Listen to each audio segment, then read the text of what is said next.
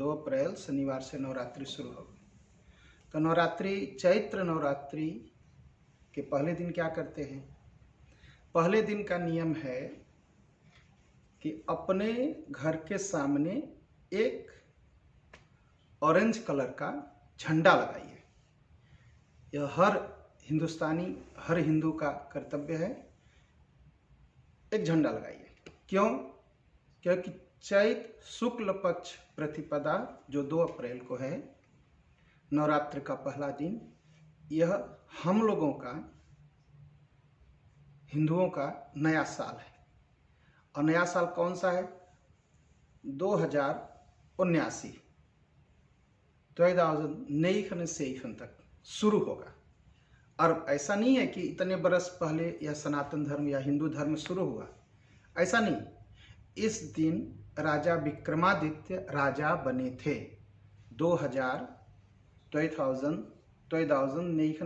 तक यार पहले राजा विक्रमादित्य राजा बने थे, जिनका कोई इतिहास पढ़ाया नहीं जाता, और संसार के महान राजाओं में थे जो कभी नहीं युद्ध हारे, और उनके जीवन में और उनके राज्य में सब लोग बहुत सुखी थे।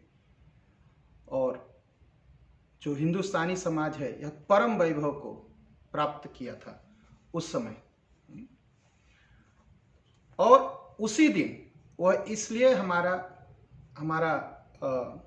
वर्ष का पहला दिन है, नया साल शुरू होता है, कि उसी दिन ब्रह्मा जी ने इस संसार को बनाना शुरू किया। तो इसलिए हम लोग, यह सृष्टि का पहला दिन है जब यह संसार बना, तो इसलिए इसको वर्ष प्रतिपदा कहते हैं। कहीं गुड़ी पड़वा कहते हैं, कहीं वर्ष प्रतिपदा कहते हैं, कहीं स्थापना कहते हैं। इसके अनेक नाम हैं। तो उस दिन हमें भगवा झंडा, केसरिया झंडा, ओराइया झंडा क्यों घर के सामने टांगना चाहिए, लगाना चाहिए? अपने छत पर लगाइए, अपने घर के सामने लगाइए, अपने तायन में लगाइए। क्यों ऑरेंज कलर का? ऑरेंज जो कलर है, जो ओराइया कलर या अग्नि का कलर है। जैसे अग्नि होता है ना, अग्नि का कलर कैसा होता है? ओराइया होता है। और अग्नि क्या करती है? अग्नि के अंदर कुछ भी आप डाल दीजिए, उसको शुद्ध करती है। अग्नि हर चीज को शुद्ध करती है। लोहा कब शुद्ध होता है? जब अग्नि में जाता है। सोना कब शुद्ध होता है? जब अग्नि में जाता है। तो अग्नि हर चीज को शुद्ध करती है। इसलिए हमारा जीवन शुद्ध हो और संसार के विचार शुद्ध हो, इसलिए हमें झंडा एक ऑरेंज कलर का अपने घर के सामने लगाना है उस दिन, नवरात्र के पहले दिन। और हमारे सूरीनाम हालैंड में परंपरा भी है कि नवरात्र के समय में दुर्गा पाठ करते हैं और झंडी गाड़ते हैं। लेकिन इस नवरात्र के पहले दिन ही यह बहुत अच्छी विधि है हमारे सनातन धर्म की, कि हम ऑरेंज कलर का झंडा लगाएंगे।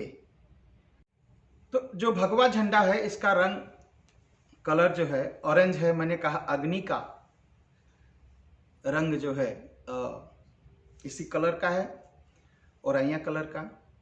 तो अग्नि सबको शुद्ध करती है। तो शुद्ध, अगर जीवन को भी शुद्ध बनाना है तो सनातन धर्म को स्वीकार करना पड़ेगा, हिंदुत्व को स्वीकार करना पड़ेगा, और इसमें आने के बाद ही जीवन शुद्ध होगा। तभी जीवन शुद्ध हो, क्योंकि इसका रंग ही ऑरेंज है, इसका रंग ही ओराइया है, इसका रंग ही अग्नि का कलर है। तो सारे संसार को निमंत्रण है कि इस अग्नि स्वरूप धर्म को, जो सनातन धर्म है, हिंदू धर्म है, जिसका ध्वज ही अग्नि स्वरूप है, इसको स्वीकारें। आप अपने घर वापस आइए, क्योंकि सनातन धर्म जो है, यह घर है सबका, हर जीव का घर है। तो सबको, जब तक लोग घर नहीं पहुंचते तब तक अशांत रहते हैं, जीवन में दुख और विपत्ति रहती है। तो सारे मनुष्य को हम निमंत्रण देते हैं कि आइए, इस सनातन धर्म के झंडे के नीचे खड़े होइए।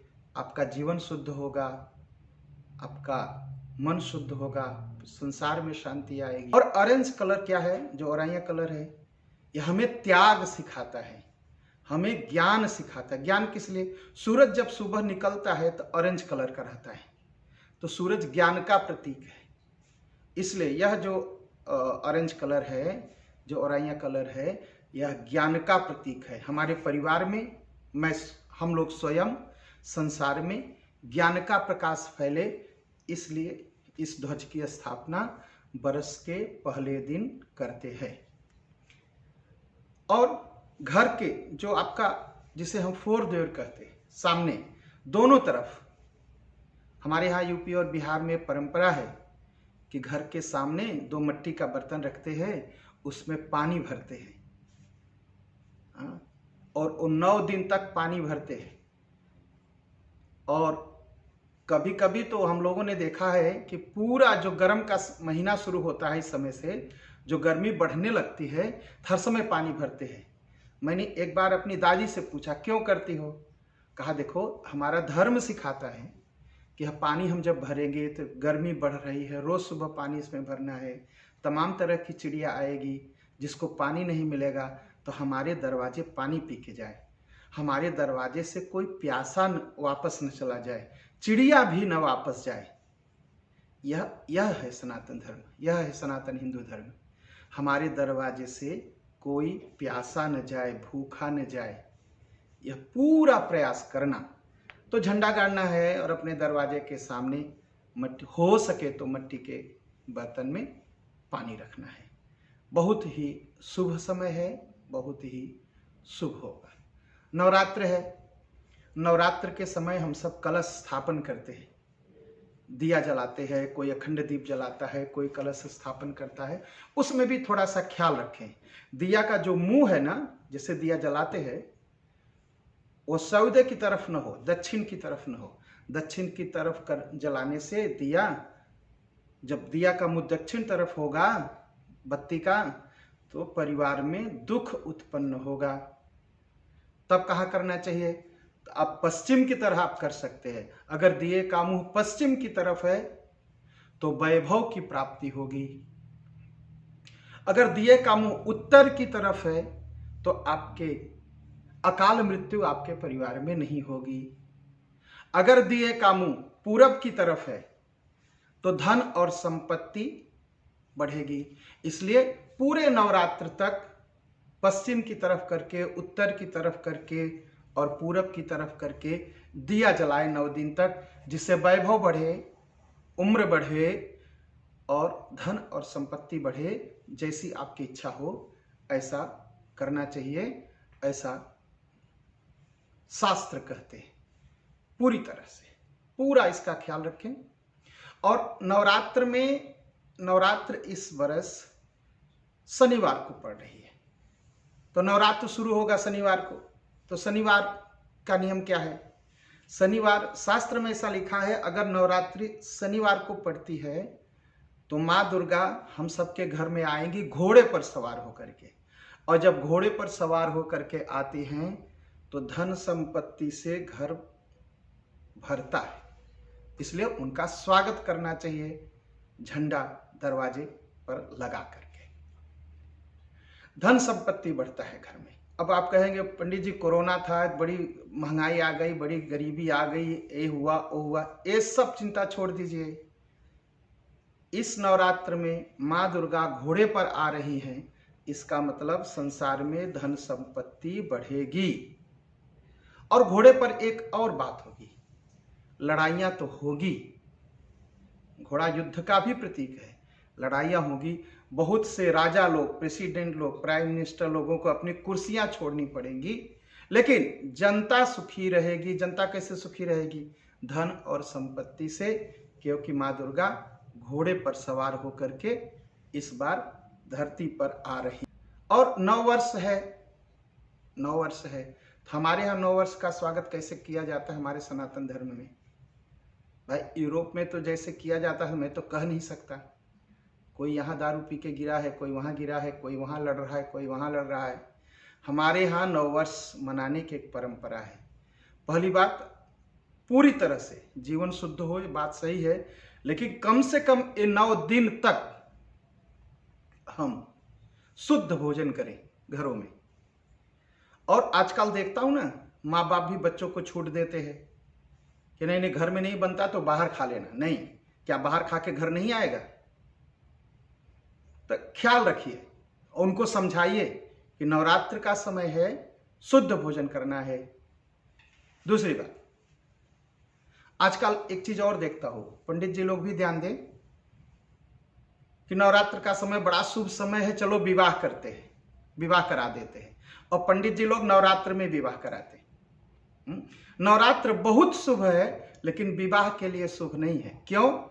क्योंकि यह 9 दिन हर मनुष्य को भोग वृत्ति से दूर रहना चाहिए, और विवाह भोग का प्रतीक है, वासना का प्रतीक होता है, वासना का प्रतीक है। इसलिए नवरात्र में विवाह नहीं कराए जाते। नवरात्र में आप गृह प्रवेश कर लो, नवरात्र में आप पूजन कर लो, नवरात्र में आप कथा सुन लो, नवरात्र में आप घर बनवा लो, मंदिर बनवा लो, कुछ भी कर लो, लेकिन विवाह नहीं हो सकता। और एक चीज देखता हूं, चलो नवरात्रि है, मुंडन संस्कार करते। अभी किसी दिन कोई कह रहा था कि चलो हमारे यहाँ मुंडन है। कब है? तो उन्होंने कहा रविवार। देखो, नवरात्र के समय नाखून काटना, बाल काटना मना है। नवरात्र से पहले कर लीजिए, नवरात्र के बाद कर लीजिए, ठीक है। तो नवरात्र में मुंडन संस्कार भी नहीं हो सकता, क्योंकि बाल काटना और नाखून काटना मना है। नवरात्र में अशुभ होता है बाल काटने से, नाखून काटने से। तो पूरी तरह ख्याल करें और यह नवरात्रि बड़े शुभ ढंग से मनाएं, बहुत शुभ ढंग से मनाएं। इसमें रामनवमी आएगी, उसके बाद फिर हनुमान जयंती आएगी पूर्णिमा के दिन। तो यह नवरात्रि हम सब मनाएंगे दक्षेश्वर धाम में और केतुमालेश्वर धाम ख्रोनिंगन में। दक्षेश्वर धाम ब्रैकलन उत्तरक और केतुमालेश्वर धाम ख्रोनिंगन। तो सभी शहरों में मंदिर हैं, आप मंदिर जाएं, शुद्धता पूर्वक मंदिर जाएं। और मंदिर का जो वस्तुर है, मंदिर जो लोग लगाते हैं, उन सब से प्रार्थना है कि मंदिर आप शाम को ही न खोलिए, सुबह से खोलिए मंदिर, जिससे भक्त जिसको जब समय है मंदिर आ सके और दर्शन कर सके। तो सनातन धर्म नीदरलैंड की तरफ से हम आपसे कहते हैं, आपके लिए यह साल शुभ हो, आपके लिए शुभ नया साल, आपके परिवार के लिए और यह संसार के लिए यह वर्ष बहुत शुभ हो, ऐसी हम कामना करते हैं।